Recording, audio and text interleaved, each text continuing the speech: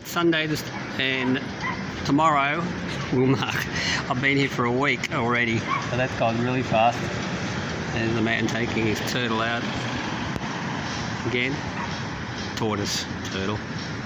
And this is our local park here. They have a food market here, Fridays, Saturdays and Sundays. So my trip coming over here was pretty well straightforward. I was a bit worried about the process with scanning and sending documents, but on the contrary to another guy's theory that it's complicated to get to the Philippines with the COVID restrictions and all this crap, and the airfare being expensive. Well, my airfare, I picked it up for $615 single way, and that was with Philippine Airlines, which is pretty cheap really. And Cebu Pacific will be starting on June the 2nd, and their flights, when I did look, they were 530 Australian dollars, and that's pretty normal for the Cebu. But anyway, so what you need to do is you need to get insurance cover, which protects you against COVID, which is pretty standard. Just full medical, unlimited full medical is what the insurance policy said on mine. And when I didn't mention COVID, but when I got the policy, it stated that I was covered for COVID. So you need a 35k American dollar cover on that for 1 month. So you just take a 1 month if you're only going to be here 1 month. Apparently after 1 month, even if you renew your visa, you don't need to have an insurance. So that's how silly it is. And then you need a return ticket, and all you have to do is like a return ticket to exit the Philippines. So all you need to do is you get on Rent a Ticket, and you just buy a dodgy rent ticket for $15. And the one they sent me was with Qantas, and a return flight within 1 month I put. What else do you need? You need a negative rapid antigen test, or the other one, which is a 48-hour one. I got the 24-hour rapid antigen test, and that cost me $59 for that one. And that was just in a drive-through, and then they sent me the results by 12 midnight the next night. Once you get your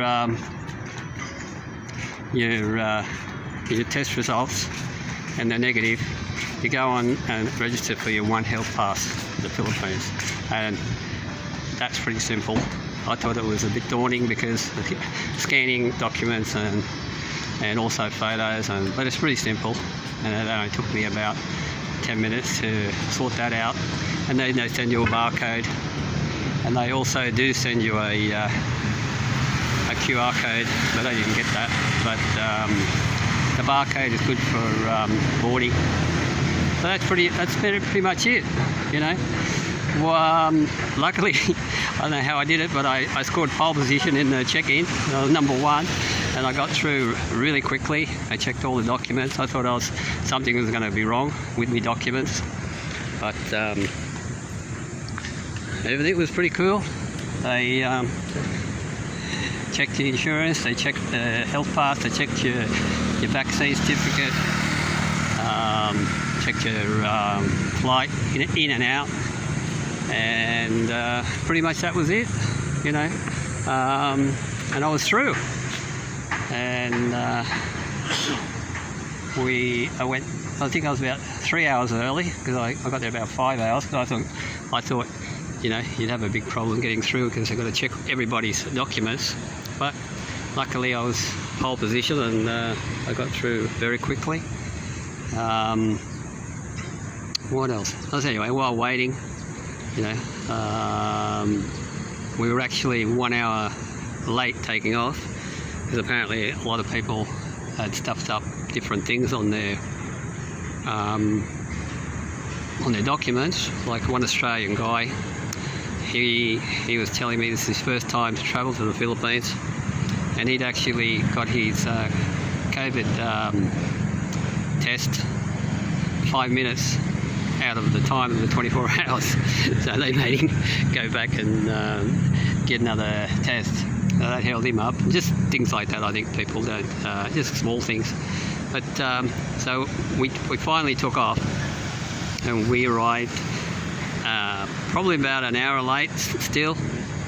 But we had to circle. There was so much air traffic, we couldn't land. And then when we did land, we couldn't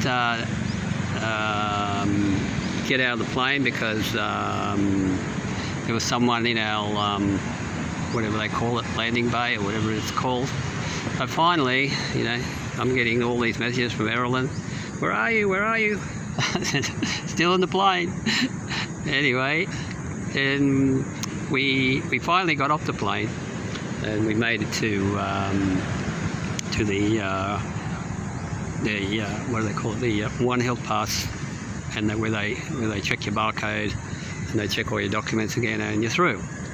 But what struck me is, while on the plane, I got a 4-page customs declaration, right? And they ask you, you know, you got any guns, you got any drugs, you got any fireworks, you got any meat, fresh meat, you got any fresh fruit, blah blah blah. So, you know, you fill that out, and no one took it off me. No one asked, you got anything clear? You go over there, or you got something to declare? You go over there, like in Aussie. But no, straight through, and no one even checked anything.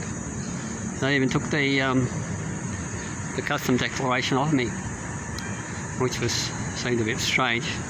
I was a bit worried because I bought bacon over, but bacon's processed, so I thought, you know, and salamis because my daughter wore it as a delicatessen, and she gave me a whole heap of salami to bring back, and pepperoni and stuff like that.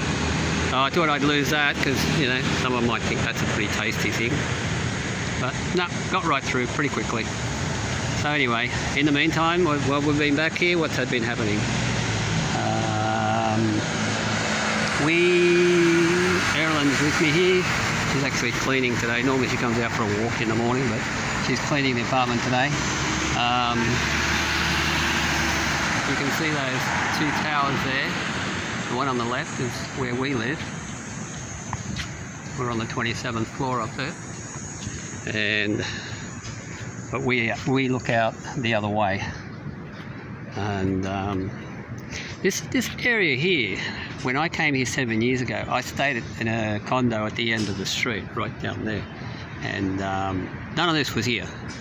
So in 7 years, they've made a lot of buildings here, a lot of condos, and still more getting developed. And one guy here, Greenfield, Mr. Greenfield, he's a Filipino Chinese, and he owns all this property here. And he's doing a good job too, because he's leaving room for parks, and, you know, he's doing these food hubs here for the people. Filipinos love their food hubs. So we're looking for a car because Erilyn has finished her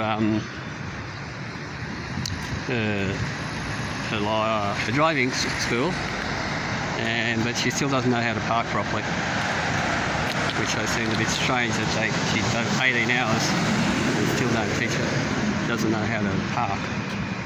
So we're looking for a car. So we've got a friend of ours, or a friend of Erilyn's.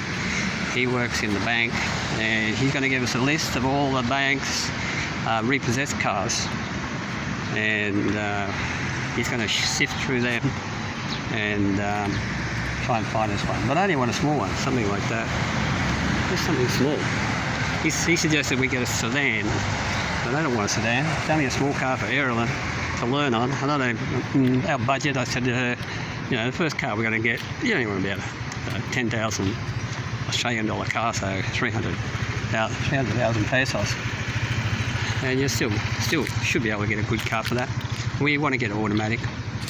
So once we get the car, we'll go out looking for property. We might do a road trip up north, up to Pangasinan, Zambales, and just have a bit of a road trip holiday, looking at parcels of land, go down to Batangas, and where it's a little bit cooler down there. But I like Zimbalis. The surf's a little bit better up there. Not that I surf, but it's nice to get a bit of movement on the water. Anyway, so basically that's it. So we're waiting till tomorrow. He'll get the list for the cars that have been repossessed, and I can't imagine they're going to let them go any cheaper. But we'll see. But I think by next Tuesday, Wednesday, I want a car because I want to start travelling. I'm pretty bored. You know, I don't mind spending time by myself in my apartment, but when there's Carolyn's there, I have to get out. It's a bit annoying. No, it's nothing against Carolyn, but it's just me, the way I am, you know. Unless, you know, if I've got a property, I can go out and feed the chooks or mow the lawns or do some whippersnipping and, you know, do a bit of fencing or something like that. But when you're in the apartment stuck looking at each other, just browsing Facebook and looking for this and looking for that, it's not my thing, you know. I like to get out. When Erilyn's not with us, I normally walk about 3 or 4 times a day, you know, and just to get out of the house. And I try and encourage her to come with me, but today she's cleaning, so normally she does come with me. So anyway, that's pretty much it, you know. So it is so much easier. It's not that complicated to get to the Philippines. The fellow who said he's coming in 2023, it's not expensive to come to the Philippines, and I'm not, like I said, I'm not computer literate either, and I did it pretty coolly. So there you go. Alright guys, thank you for watching, if you've bothered to click on, and hopefully we can do a buying a car video pretty soon, and be on our way on a road trip and show you a few of the sights around the Philippines. Have a good day.